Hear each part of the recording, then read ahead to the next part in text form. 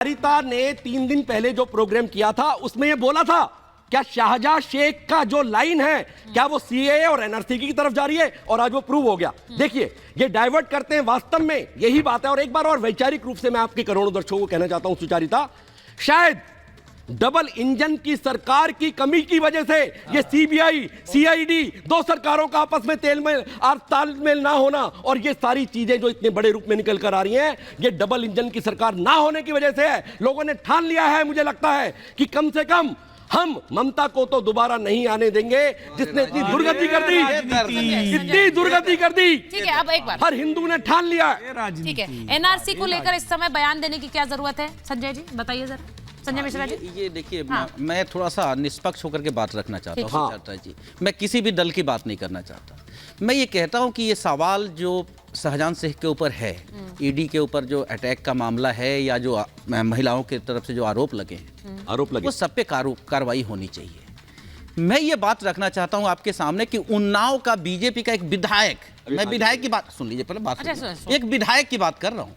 उस विधायक के द्वारा उसके ऊपर एक लड़की से मतलब उसका आरोप लगता है, फिर उस लड़की के परिवार के लोगों को मरवाने का आरोप लगता है। 3 लोगों की हत्या होती है उस परिवार के, उसके बाप की। अरे हमारे टॉप के 4 मंत्री जेल में पड़े हैं। हत्या होने के बाद भी, सुन लीजिए, दिलचस्प बात सुनिए ना। ये बोल रहे हैं मुझे वो 4 मंत्री जेल में है, कोई तरीका नहीं।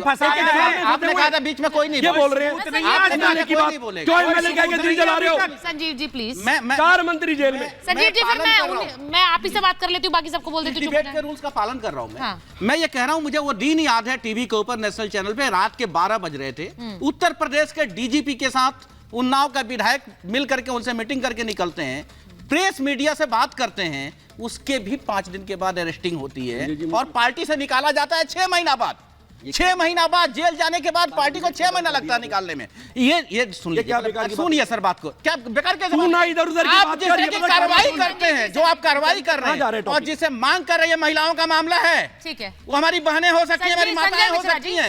मैं ये कह रहा हूँ राजनीति मत करिए। मैं कह रहा हूँ शाहजहां शेख यदि गलत है उसको फांसी पे चढ़ा दीजिए, राजनीति नहीं करना। भारतीय जनता पार्टी को सुनिए संजय मिश्रा जी, और एब्सोल्युटली रॉन्ग, आपके फैक्ट्स गलत हैं। राजनीति ना करना वो होता है कि जब पहली महिला ने आरोप लगाया था कि उसके साथ बलात्कार हुआ, प्रताड़ना हुई, तो एक महिला मुख्यमंत्री को आकर कहना चाहिए था जांच होगी।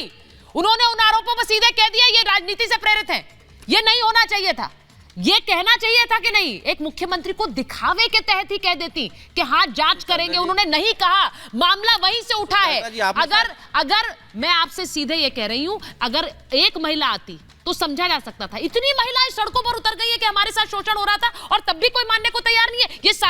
ये सारी राजनीति से प्रेरित है और फिर भी शाहजहां शेख को बचाने की कोशिश हो रही है। शायद आपने मेरी बातों को थोड़ा सा मतलब इग्नोर कर। एक बड़ी खबर बता रही हूँ, राहुल गांधी को चुनाव आयोग ने एडवाइजरी दी है। ये इस वक्त की बड़ी खबर है।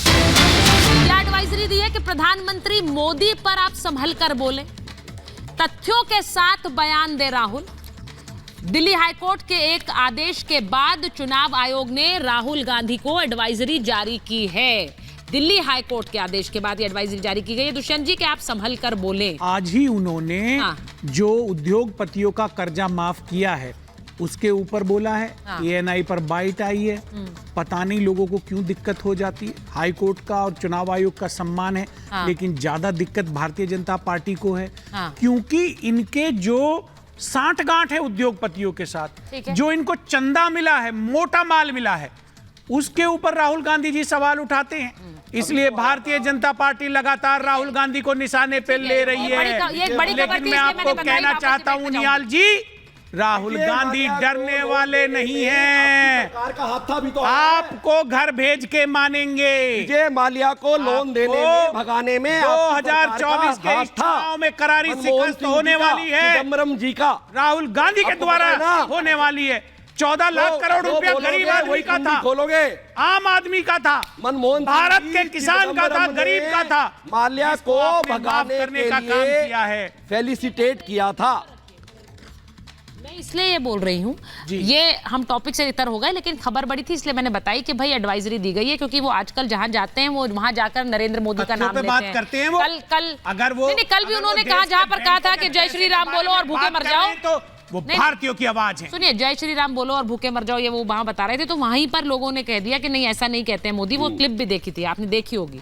तो ये समस्या ये है कि वहां जहां जा रहे हैं वहां खुद घिर जा रहे हैं, और बयान से हर तरफ लोगों को व्यक्तिगत बयानों से तो बचना ही चाहिए, जिस तरह के आरोप लगाते हैं उसलिए संभल कर बोलने के लिए कहा गया है। लेकिन मैं वापस जा रही हूं, क्योंकि वहां पर कहा गया है कि जो सीआईडी की टीम है वो मेडिकल कराकर वापस ले आई है शाहजहां शेख को। ये भी बता दीजिए जरा, क्योंकि वहां वापस लेकर आई है, लेकिन अभी तक सीबीआई को सौंपा नहीं है शाहजहां को। अब सवाल ये है कि ऐसे क्या राज है जो शाहजहां जानता है कि भाई सौंपा नहीं जा रहा है। शाहजहां सीबीआई की कस्टडी में आएगा तो न जाने क्या क्या बता देगा, क्या जानकारियां रख देगा। क्या ऐसा कोई डर है? शाहजहां शेख को सौंपने में दिक्कत क्या है जब कोर्ट का ऑर्डर है? मैं सवाल बार बार यही पूछ रही हूं। और वहां पर जो बंगाल के लोग हैं वो ये देख रहे हैं कि संजय सरकार जी, वो ये देख रहे हैं कि महिलाएं सड़कों पर आ गई, उनकी आंखों में आंसू हैं, लेकिन उनकी बात ना सुन के शाहजहां शेख की पूरी सिक्योरिटी है। उसके लिए रात को 2 बजे कोर्ट चले जाएंगे, इनके लिए न जाने कितनी रातें आवाज भी नहीं सुनी। सुनिए, संजीव बुनियाल जी के जवाब हम दे देते हैं उसके बाद में। ये व्यक्ति का नाम है निमाय राय है, वो संदेशकाली में भारतीय जनता पार्टी का सचिव है।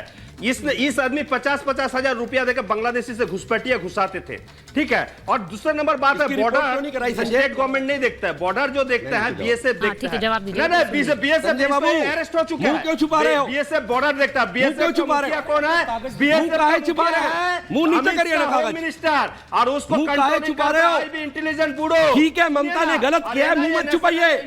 मुंह दिखाइए रिपब्लिक के करोड़ों दर्शकों को, अपना चेहरा दिखाइए, अपना चेहरा दिखाइए। क्यों छुपा रहे हो संजय? पकड़ा गया। संजय बाबू नीचे करिए, मुंह क्यों छुपा रहे हो?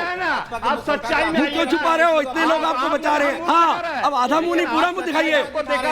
ये कागज जो आप हमें दिखा रहे हैं, झूठे कागज, इसकी एफआईआर क्यों नहीं कराते?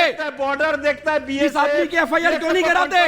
मैं आपको एडवोकेट के नाम देता हूं, 2-3 फ्री में आपका केस लड़ेंगे। आप एफआईआर कराइए, पर शाहजहां शेख को पनाह मत दीजिए। सब फेलियर है जब घुसपैठी घुसता है। शाहजहां शेख को पनाह मत दीजिए। संजय बुनियाल जी, थोड़ा जानबूझ के शाहजहां शेख को पनाह मत दीजिए। सीबीआई के पास जाने दीजिए। कोर्ट की ठीक है, अब मैं एक बार सवाल ये पूछ लेती हूँ कि वहां पर क्यों? अरे संजय जी, आपने बहुत सारे तथ्य रख दिए यहाँ पर, संजीव जी ने रख दिए, श्वेता जी ने रख दिए। संजय सरकार जी सुन लीजिए, ठीक है।